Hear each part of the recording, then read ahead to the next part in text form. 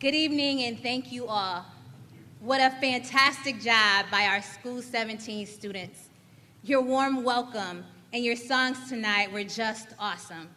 We are all so inspired and energized by you and your enthusiasm.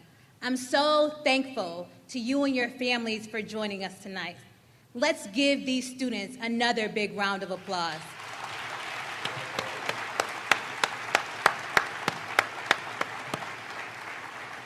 I also want to take a moment to acknowledge my makeup artist, Desmani Meeks, a very talented 15-year-old student from the School of the Arts.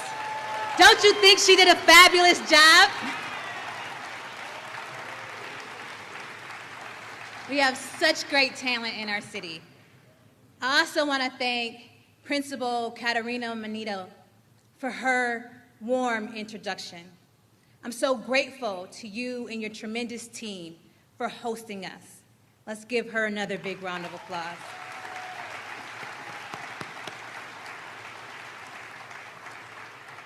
Thanks also to my friends and colleagues on City Council.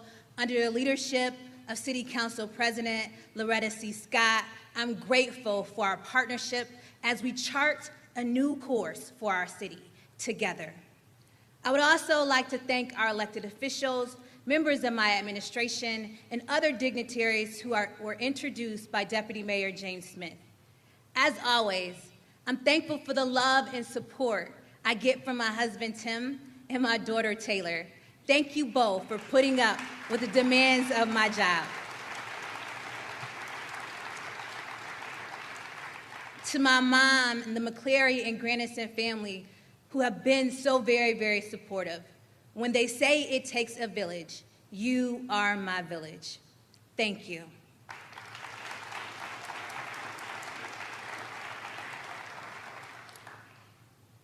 I brought you all here today, tonight, to tell you a story.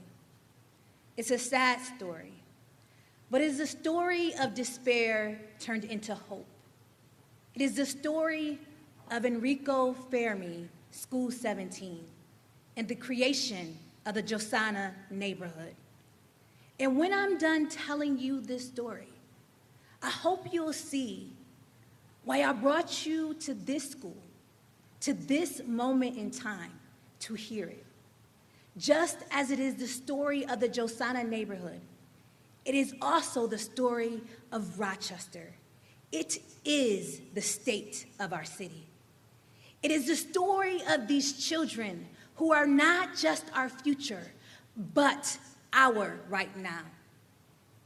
It begins with a young man who lived right here in this neighborhood.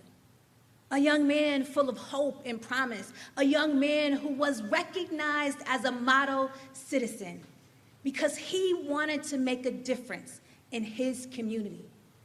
A young man who was the apple of his family's eye.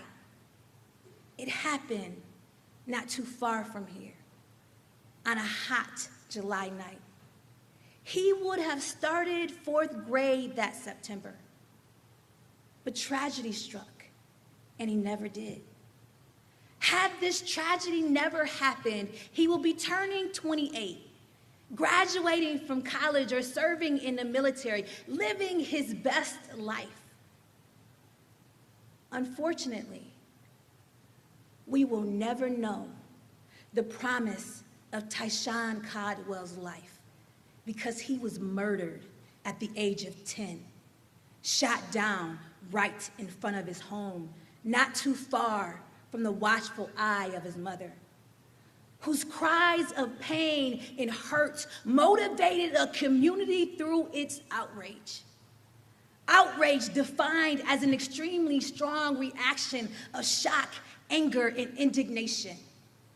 This community was outraged, but they turned that outrage and shock into a spark for change.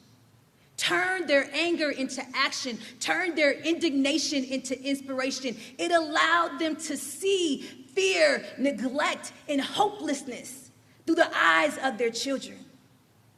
From their despair, they created a beacon of hope that started right here at School 17 with the help of then Principal Ralph Spezio.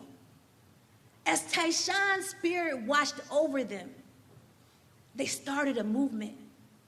Tyshawn's mother, Charlotte, is here with us tonight. Charlotte, I want you to know that Tyshawn's death and the hope he inspired was not in vain. He gave a gift from the very soul that our community will never forget. Charlotte, you gave the memory of your child, a child lost too soon, to this community, a community that would become known as the JOSANA Neighborhood. And that is why, in his honor, I'm proposing that we rename the newly renovated Campbell Street Art Center the Tyshawn Codwell Art Center for Hope.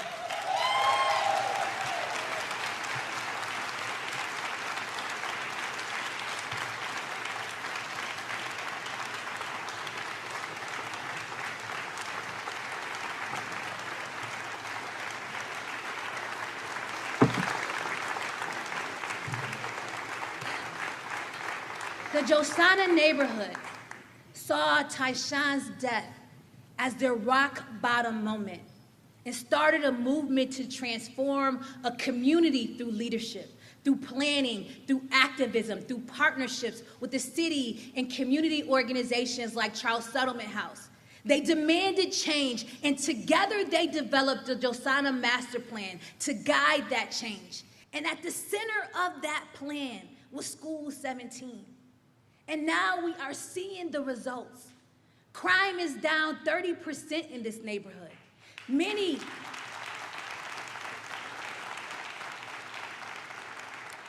of the old lead-poisoned homes have been torn down and replaced. Almost 200 new homes are being built by our community partners at Cornerstone Development and Flower City Habitat for Humanity. Family incomes are going up. The poverty rate is going down. The vibrancy and vitality of this neighborhood is changing.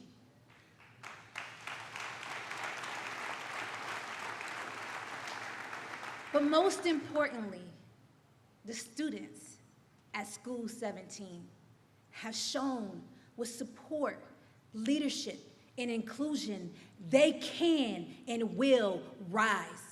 Average daily attendance is at 90%. Suspensions are down 89%.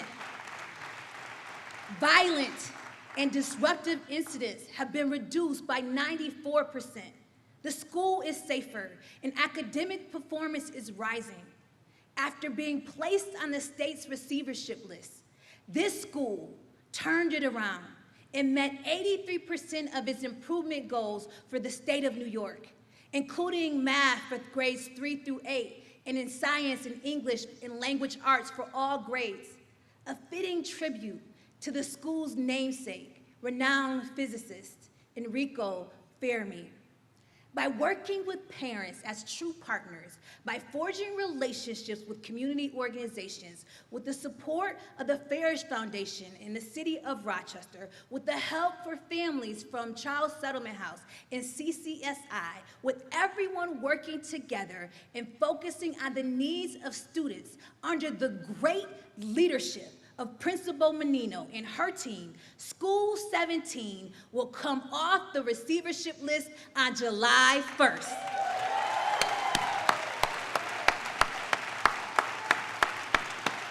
And that's my birthday. What a present. What a present. Their success is an inspiration, not just for our schools, but for all of Rochester, for our entire community. School 17 and JOSANA are beacons of hope, showing us that we can come together and overcome any challenge we face. Since I became mayor more than 5 years ago, I've strived to confront 3 challenges: creating more jobs, safer and more vibrant neighborhoods, and better educational opportunities. 3 goals to accomplish 1 mission, to give every person in our city, every single person, an opportunity to succeed in life, an opportunity to achieve genuine equality through social and economic equality. In my inauguration speech, I said that we would transform our city into a living example of the unfinished legacy of Dr. Martin Luther King Jr. and Rochester's own Joseph C. Wilson. As Dr. King said in one of his final speeches, "For we know now that it isn't enough to integrate lunch counters. What does it profit a man to be able to eat at an integrated lunch counter if he doesn't have enough money to buy a hamburger or a cup of coffee?"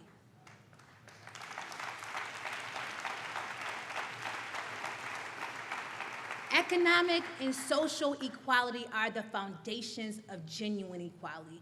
Genuine equality is the foundation of hope, and every man, woman, and child in Rochester deserves to have hope. They deserve to believe that tomorrow will be better than today.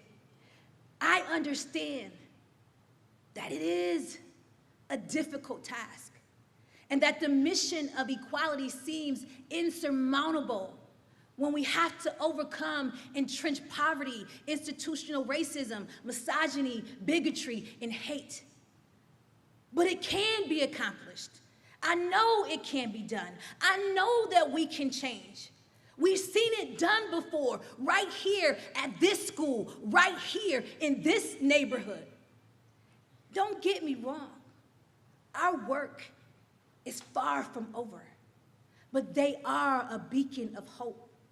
The success we've seen here tells us that the community schools model is working, not just for this school, but for the neighborhood that surrounds it. And we must replicate this beacon in other parts of our city. It must be used as a model for other schools in our community. This model of merging academic and social supports for families is working at every school that deploys these pillars of hope, like East High, the Rise School, School of the Arts, School 58, and the work that Connected Communities is doing. They're bright spots throughout our entire city. But a student's success should not be determined by what school they attend or what neighborhood they live in.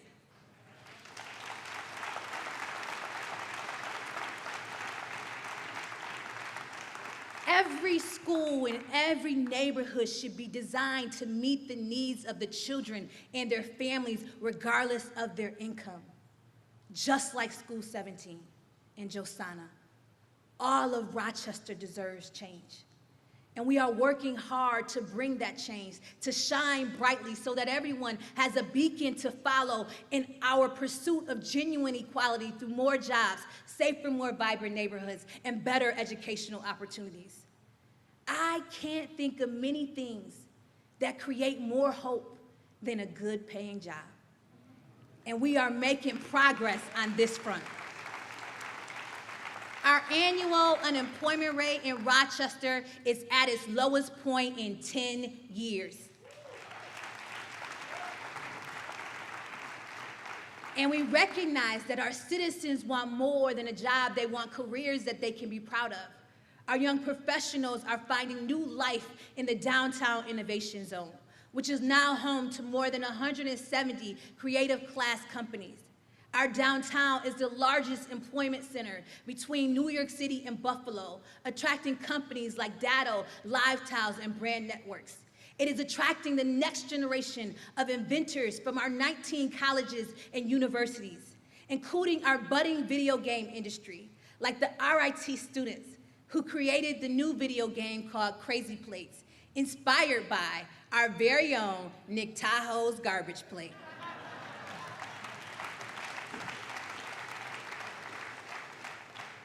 Sparking the entrepreneurial spirit in the small business ecosystem is at the forefront of helping our children and families succeed. With the help of our state and congressional representatives, we will open the commissary at Sibley Square as an incubator to create jobs in the food industry. We created the Office of Community Wealth Building to help our citizens gain a better understanding of and connect to the resources generated by 3 pillars of the emerging knowledge economy: government, industry, and higher education.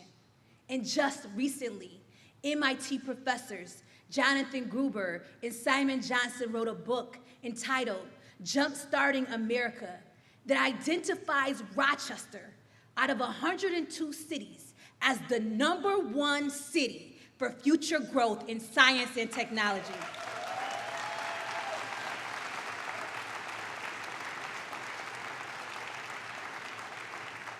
Professor Gruber said, Rochester has a large and highly educated workforce, a fantastic university base, and a high quality of life, making it an ideal candidate to become a next-generation technology hub.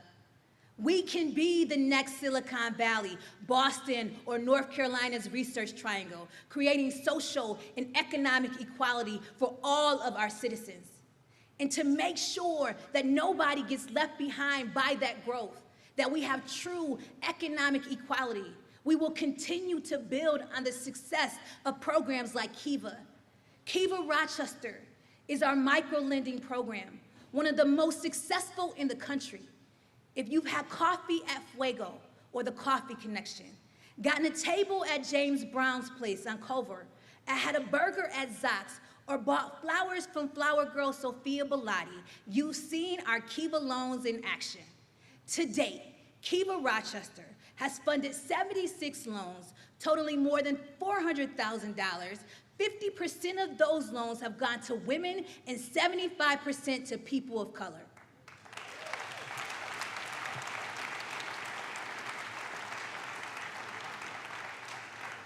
Our citizens are recognizing needs in the community and turning them into opportunities to start businesses and create jobs. Entrepreneurs like Rosa Marie Curtis. Ms. Curtis is the owner of Marvelous Minds Academy, and with the help of her Kiva loan, she is starting a venture to provide childcare to families that work evenings or overnight shifts. As a mother, I find comfort in knowing that my daughter Taylor is safe while I'm at work. Our mothers and fathers that have to work late into the evening or overnight deserve that same peace of mind. Ms. Curtis is here tonight. Let's give her a big round of applause for seeing a need and stepping up.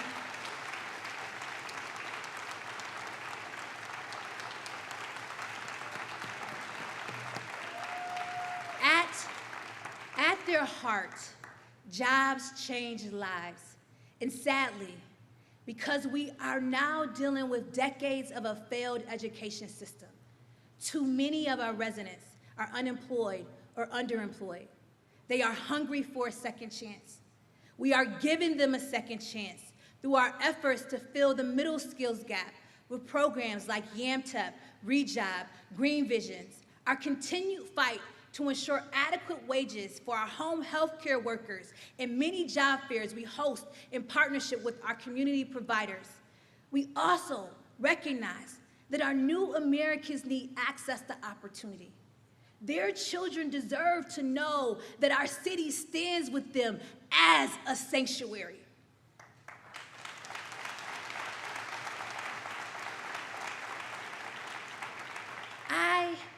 I am the child of an immigrant, and I'm proud of companies like Quantum Cells in their partnership with Rochester Refugee Resettlement Services. The company provides material for training programs so that our new Americans can gain the skills needed to one day be employed as Quantum Cells. Rochester Refugee Resettlement Services also launched its Kittywana brand of clothing and accessories, which are available in stores throughout our community. We look forward to having a new Americans marketplace in Rochester where our local immigrants can sell a variety of their international products. Mike Kelly from Rochester Refugee Resettlement, Chris Werner from Quantum Cells, and Jumana Gurung, a new American, join us tonight. Let's give them a big round of applause.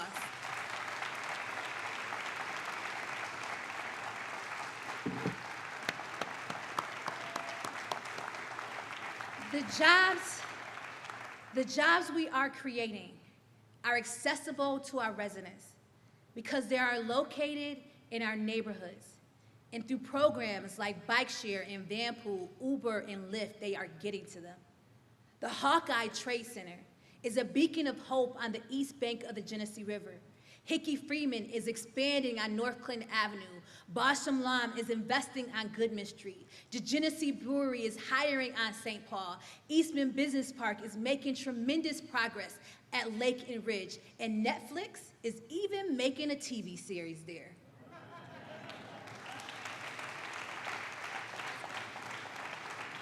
We've shown that when Rochester comes together, we can create jobs and deliver change.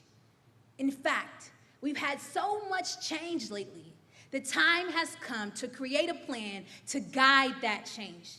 To achieve this goal, our city will adopt Rochester 2034, our new comprehensive plan that will be our blueprint for growth over the next 15 years.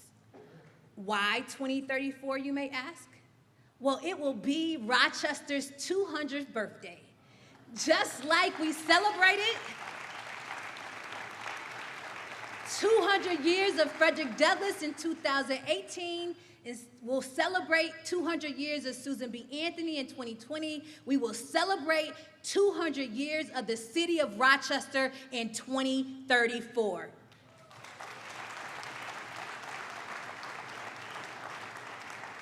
My daughter Taylor and her classmates, Lord willing, will celebrate their 23rd birthdays in 2034.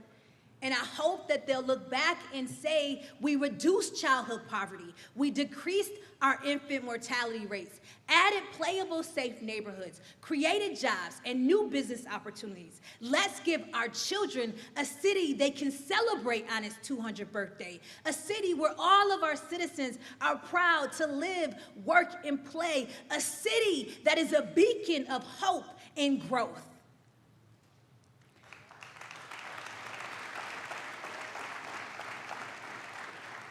We are already seeing the growth take shape. Our young professionals are returning home from all over the country.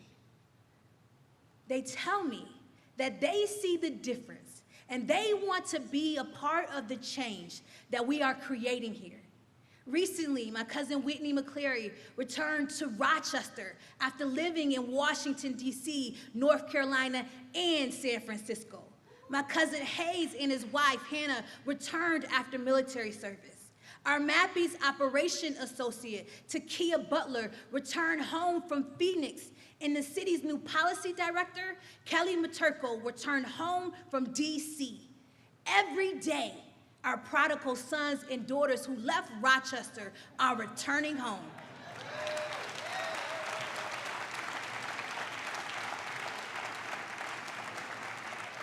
And they're bringing a new perspective, a clarity of contrast that many of us overlook.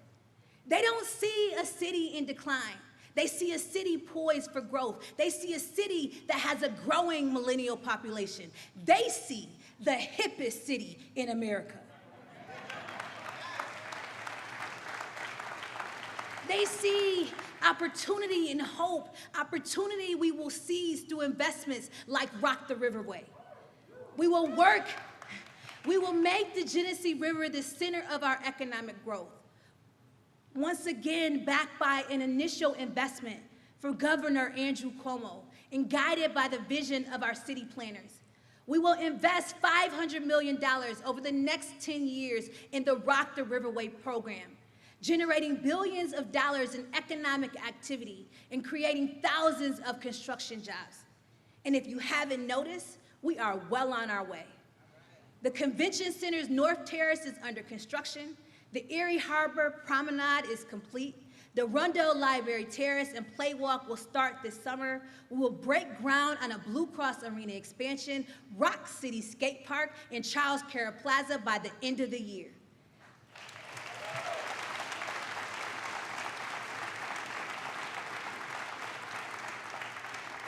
And we're not just building on our riverway, we are playing on our riverway.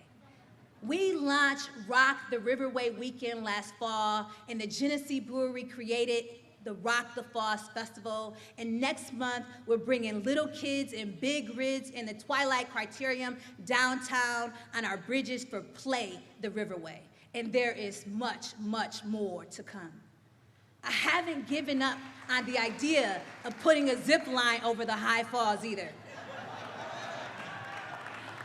We're making our city a beacon of fun for all ages, and we're embracing our winter weather.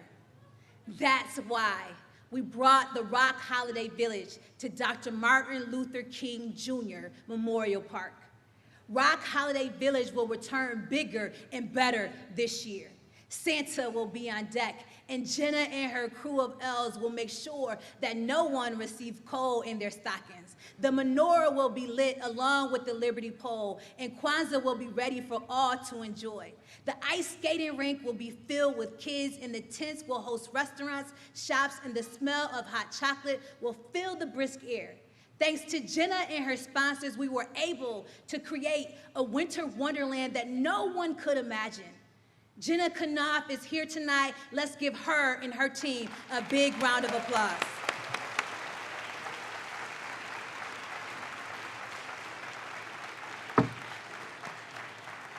The investments that we're making is not limited to our downtown. We are ensuring that all of our neighborhoods are beacons of vitality by creating gathering spaces for our children and families, like the International Plaza at La Marqueta, which will be going out to bid this summer. We have the money. As you hear, the community accepted the design, and now it's time to break ground, fulfilling a promise made to our Latino community over 30 years ago.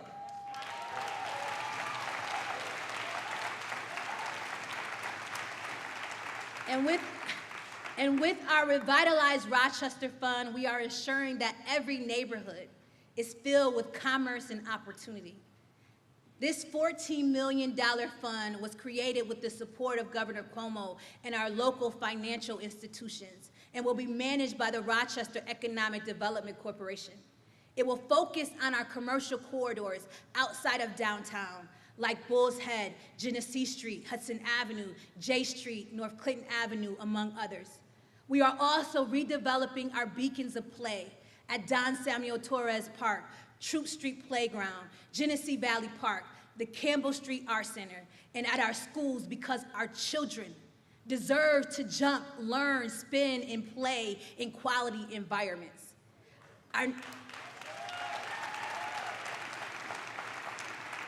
Our neighborhood investments also include infrastructure upgrades. We fixed the intersection at Dewey and Drive-In Park. We're upgrading the roundabout at Mount Reed Boulevard and Buffalo Road. Our DES teams are making streets safer and accessible for all, including our upcoming projects on East Main Street and Mount Hope Avenue, Lake Avenue, and Upper Falls Boulevard. And when we do these projects, we are not doing them in silos. We are looking at everything. Our planned park improvements, our facade improvements, lighting upgrades, potential demolitions, and our community development projects, all of the tools we can bring together to make our neighborhoods more vital, so that we can deliver to the community projects that reflect the neighborhood, like we did on Park Avenue when we created our Pride crosswalks.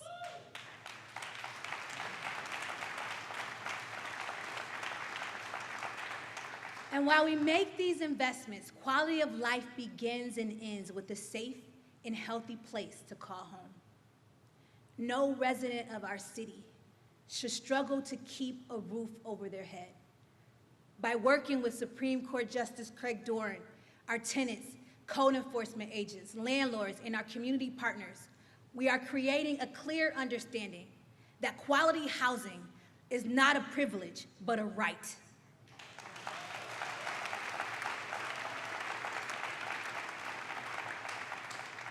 We are delivering this right by providing new, safe, affordable housing opportunities at Upper Falls Square, Eastman Reserve, Union Square, Southeast Tower, Charlotte Square, Sibley Square, Warfield Square, Stadium Estates, and our work to develop quality housing will continue in every quadrant of our city.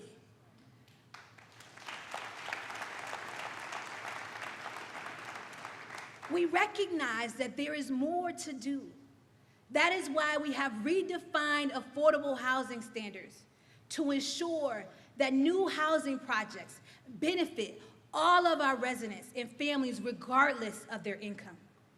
And we must never forget our veterans.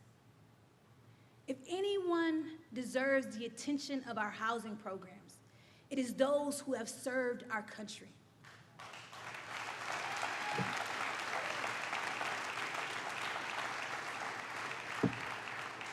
They are returning from wars few of us think about in our daily lives. Many struggle with wounds we cannot see, including PTSD. They need our support and the foundation of that support in housing. This is an issue close to my heart. We recently lost a family member who was a veteran to PTSD, Bruce Dash. He was in my heart and on my mind a few weeks ago when we stood with the Veterans Outreach Center in Conifer Realty and broke ground on Liberty Landing, a development on Scioto Street that will meet the needs of our veterans not only with housing but with services. I am also grateful to all of our state and local agencies who made this development possible, including our own Department of Neighborhood and Business Development. It is a small measure of how we honor those we serve. Bruce's mother, Shanita Simmons, and her brother, Brett, also are members of the U.S. Navy. Ms. Simmons joins us here tonight.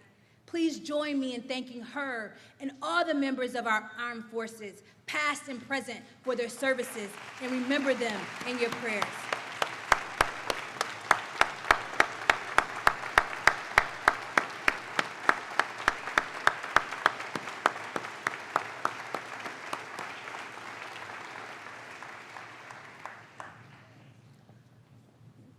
Well, we know that many citizens face unique challenges, and it is our job to meet them where they are.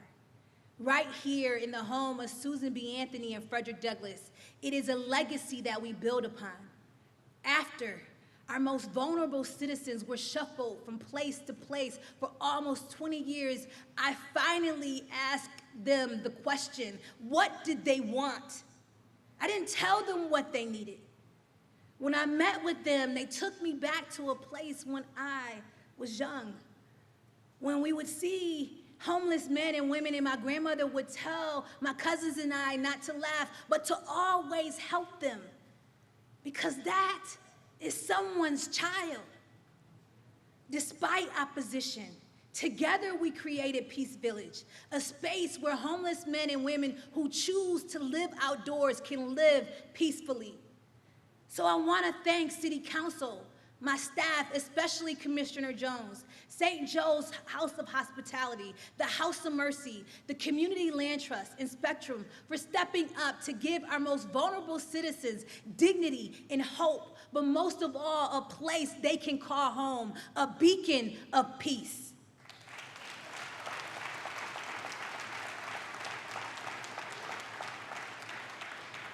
A peace that should be felt in every neighborhood, in every school, and in every business. And that is why we treat our citizens as partners and not adversaries. That is why we take community policing seriously. That is why we moved our police officers back into our neighborhoods. That is why we introduced body-worn cameras. That is why we're working with City Council to develop a successful police accountability board, so that our officers can continue to build relationships with the people they serve, and they've done that. That's what they're still doing, and we can see the results. Crime in Rochester is down 27% in the past 5 years, and now is at its lowest point in 34 years.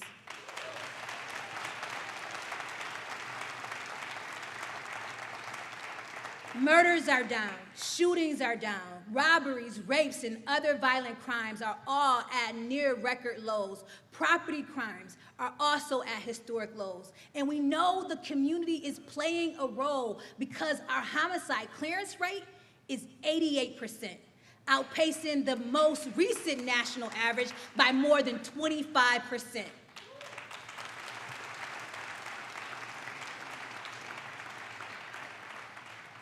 Our streets are safer than at any point in my memory, which goes back to the 2nd grade.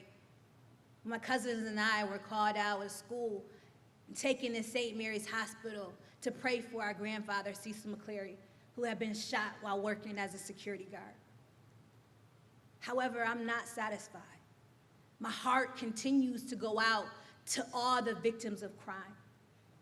But I know that our community policing model, like our community schools model, is showing progress in creating beacons of hope. That is why we are doubling down on that success. We are building police section offices in every quadrant of our city, on East Main Street to serve the Southeast, on Lake Avenue to serve the Northwest. The Upper Falls Plaza office will stay where it is in the Northeast, and our downtown office will remain at Sibley Square. And tonight, I propose to City Council and our community that we build the Genesee section office in the soon-to-be transformed Bull's Head area to serve the Southwest.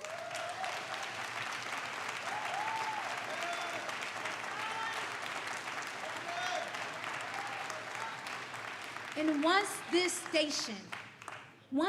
last station is built, we will have fulfilled the promise of community policing, returning our officers to the neighborhood that they serve.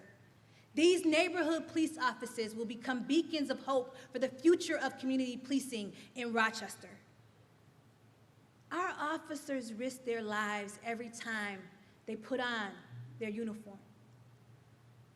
I understand that community policing is not easy. I appreciate their brave and dedicated service. We are one city.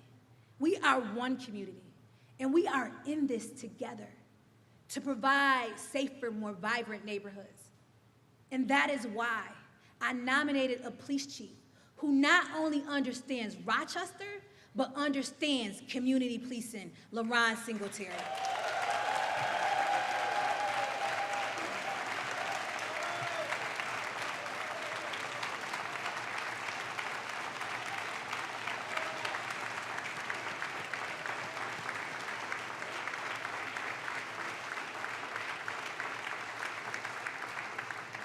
Like other cities across the nation, Rochester continues to deal with issues of racial profiling, the school-to-prison pipeline, its historic culture of mutual disrespect and mistrust.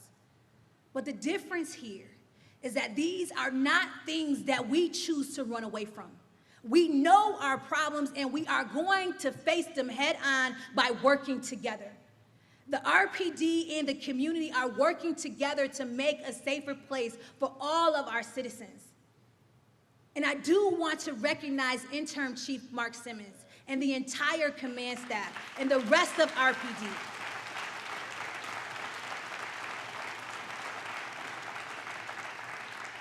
For working together to ensure a smooth transition. They have shown that with faith, hard work, and sacrifice, Rochester can rise to any occasion and shift the paradigm from despair to hope. Our police officers are not alone in their bravery and dedication to our community. The Rochester Fire Department is second to none.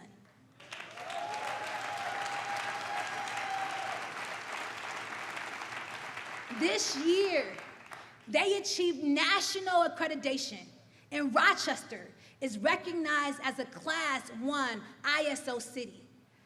Our fire department is among the top 1% nationally for fire protection.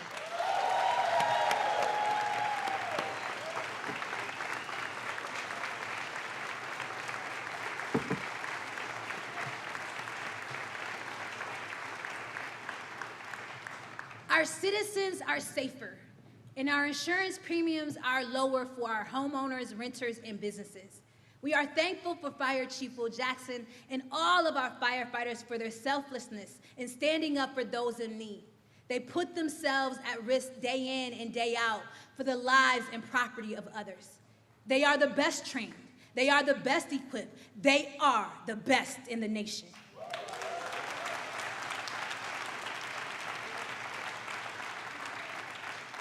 Our firefighters and police officers, along with the men and women of the Emergency Communications Department and Pathways to Peace, are role models in this community and ambassadors for the entire city.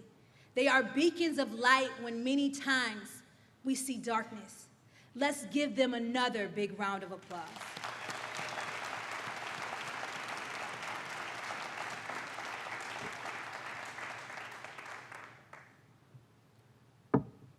My friends, anyone who knows me knows that one of my favorite quotes comes from Frederick Douglass, who said, "It is easier to build strong children than to repair broken men."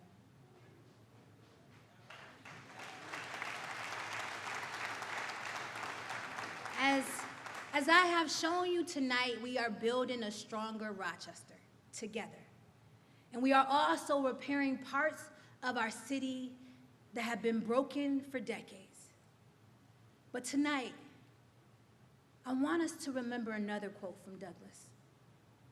If there is no struggle, there is no progress. Power concedes nothing without a demand. It never did, and it never will.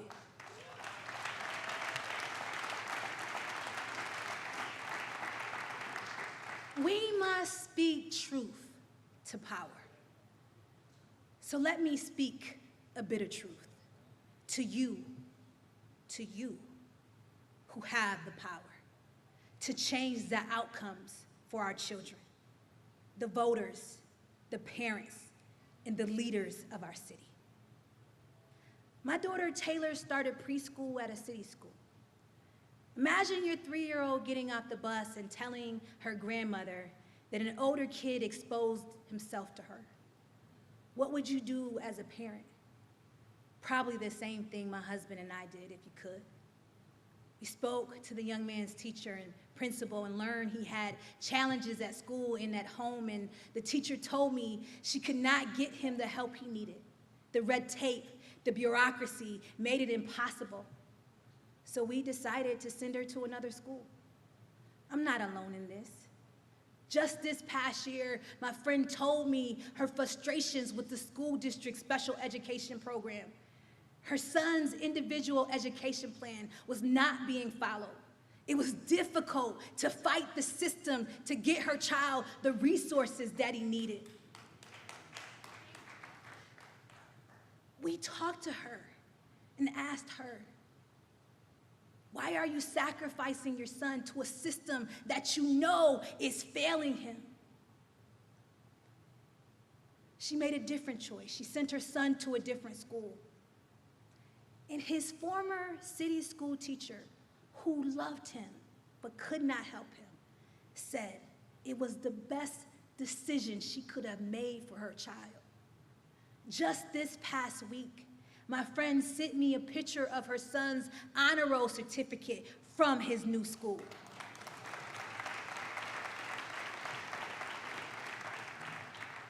Today, we know that half of our city's children are being lost to a broken system.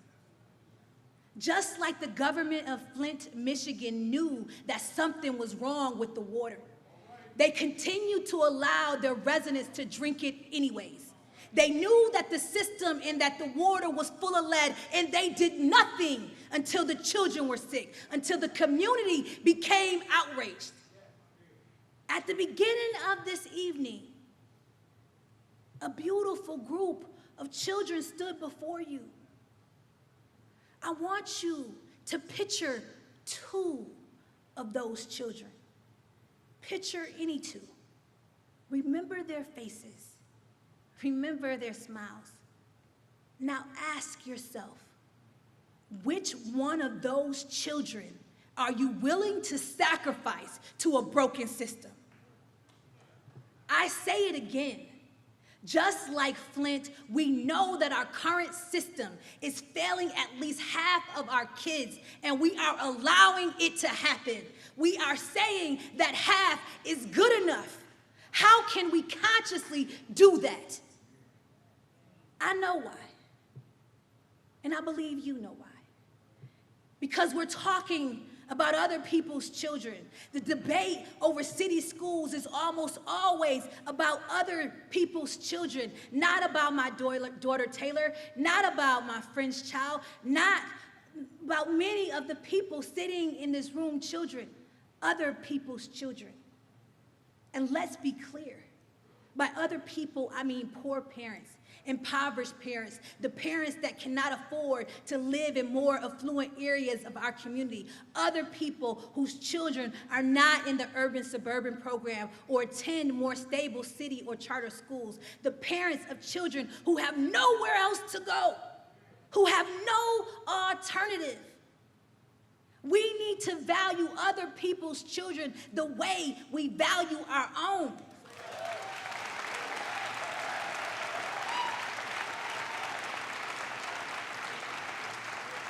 What I want for my daughter, I want for every child in Rochester. And I believe you do as well, or you wouldn't be here tonight. The policymakers, the pundits, and community leaders, and yes, the politicians too, are quick to ask other people and their children to be patient while we fix our schools. Quick to ask other parents to be patient with schools that we won't send our own children to. You see, those other people are my cousins, my friends, my family, people that I hold near and dear to my heart, people who I see at church, people who I see on Jefferson Avenue and Hudson Avenue, at the store. It doesn't matter who they are. It doesn't matter who they are or what they look like or who they choose to love. They are my people, my citizens, whom I love, so they're not other people to me.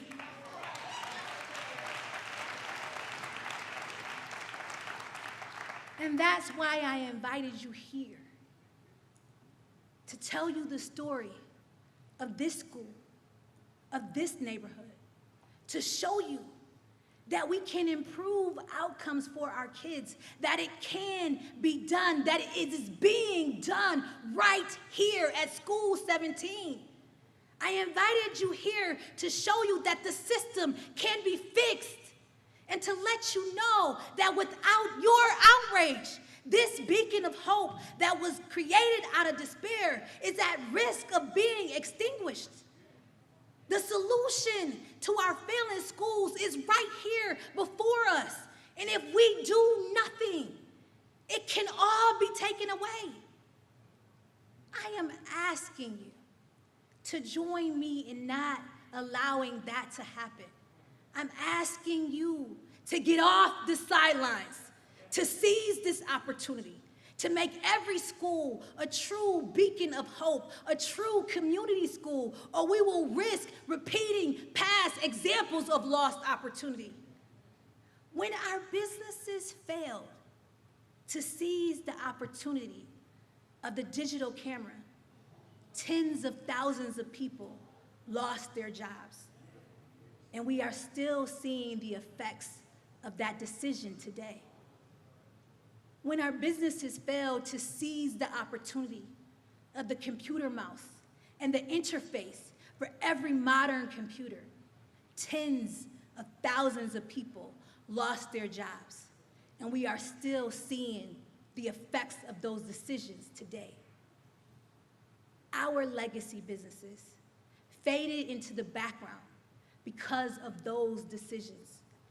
They became shells of what they once were because they failed to seize on the opportunity, because they looked at everything they had to lose instead of what they had to gain. Even though we are making a comeback from our failures And we've seen and seized opportunity after opportunity and come together to create success. And we are building a stronger Rochester and repairing what was broken. It will all be undone if we do not demand change when it comes to our school and speak truth to power.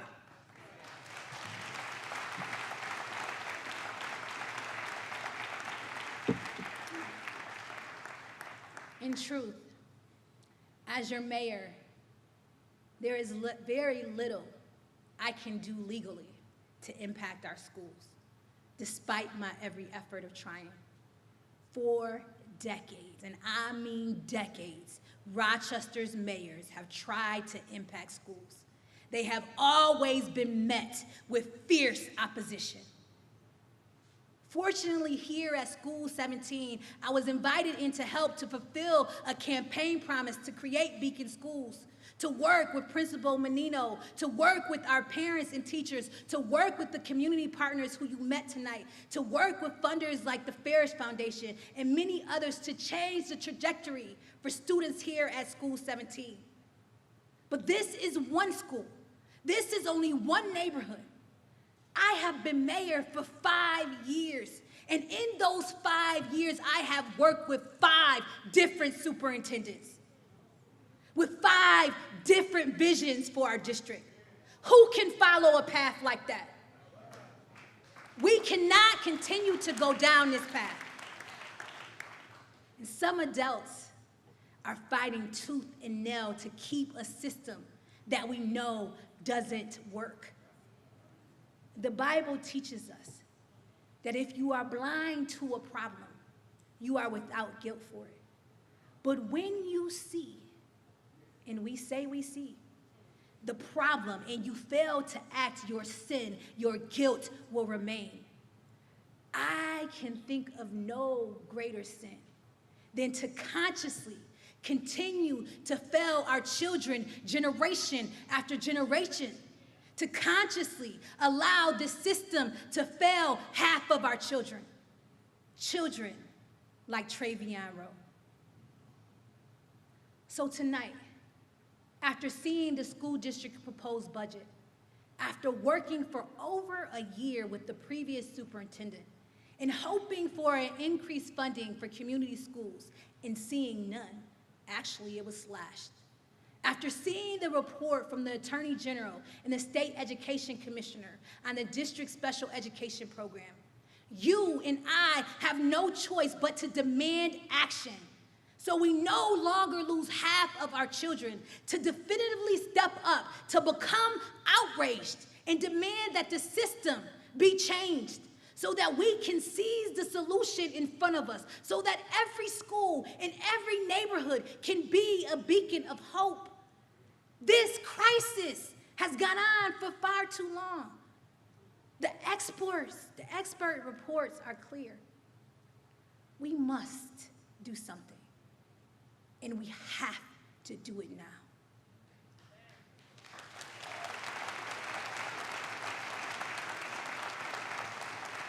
I will work with our stakeholders, parents, the community, the city, and the state to find a real solution. And I'm telling you, there will be a solution. Everything should be on the table because our children's future is at stake. I'm calling on this community, our community, to support the findings of the distinguished educator, to work with the State Education Commissioner, Mary Ellen Elia, and our state legislature to introduce a system that allows our children to thrive, a system that provides equality for all, like the people of JOSANA did. We have to recognize our rock bottom moment and come together as a community. My friends, I'm asking our city, this city, to look into the eyes of our children tonight, the eyes of your child, your niece, your nephew, your grandchild, and yes, the eyes of other people's children, and see the hope in their eyes, and pledge to fight for their future. We are it. It is up to us. It is up to you. We must embrace our outrage. We must turn our anger into action. We must turn our indignation into inspiration. We must turn our despair into hope. It is time for action and not words. It is time to fight for our children.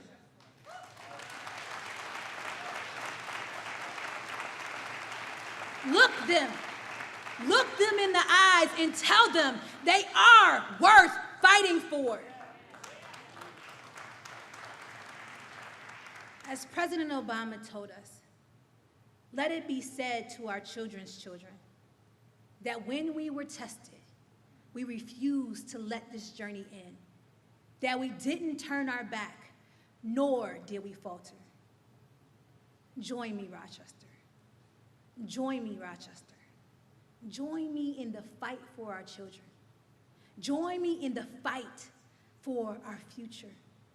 Join me in the fight for justice and the fight for their right now. They deserve it. Thank you all, and God bless.